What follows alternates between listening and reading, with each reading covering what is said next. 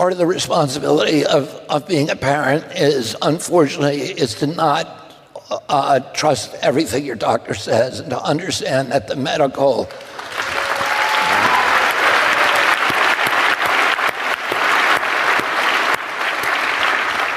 that doctors have been co-opted by the medical cartel, that the medical schools are now run by pharmaceutical companies, they're funded by them, and that the doctors believe mainly what they're doing. They're also heavily compensated. A typical pediatrician's office makes about 50% of its funding comes from vaccines, not actually from selling the individual vaccines, from the traffic. I mean, when I was a kid, I went to the doctor when I needed stitches, and that's it.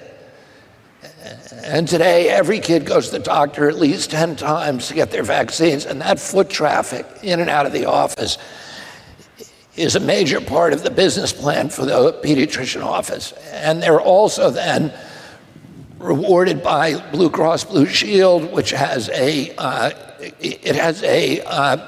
reward schedule for pediatricians who vaccinate 80 or 85% of the kids in their office.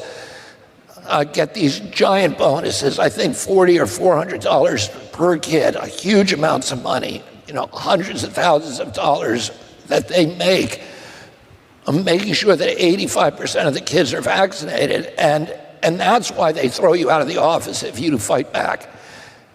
It's not because they care so much about your particular kid, it's that you'll throw off the metrics and you'll lose them their bonuses. And so and those schedules have now been published, so people can actually go look at the Blue Cross Blue Shield schedule, and you can see what your pediatrician is making, and it's huge amounts of money from complying.